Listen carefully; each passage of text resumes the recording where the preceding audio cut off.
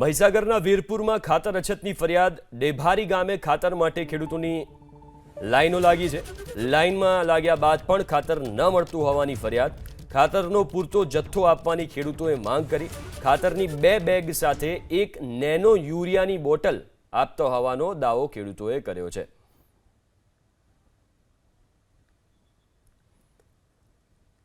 તો મહીસાગરના વીરપુરમાં ખાતર અછતની ફરિયાદ। ડેભારી ગામે ખાતર માટે આ દ્રશ્યોમાં તમે જુઓ ખેડૂતોની લાંબી લાઈન લાગી છે અને એવો પણ આરોપ ખેડૂતો કરી રહ્યા છે કે લાઈનમાં તો ઊભા રહીએ છે પણ વારો આવે ત્યારે ખાતર પૂરતા પ્રમાણમાં હોતું નથી અથવા તો મળતું જ નથી।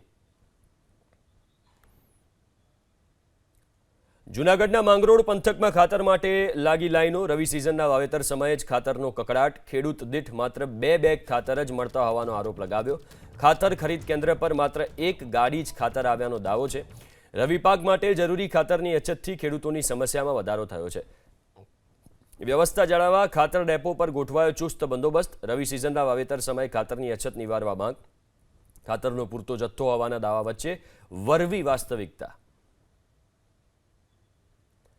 તો ખેડૂત દીઠ માત્ર 2 થેલી મળતી હોવાના આરોપ પણ લાગ્યા છે અને આ દ્રશ્યો અલગ અલગ જગ્યાએથી આવા જ સામે આવી રહ્યા છે। ખાતર માટે ખેડૂતોની ભીડ જામે છે, લાઈનો લાગે છે, એમ છતાં પણ કલાકો સુધી લાઈનોમાં ઊભા રહેવા છતાં પણ ખાતર નથી મળતું। એટલે એક વાત સ્પષ્ટ છે કે ખાતરની અછત તો છે।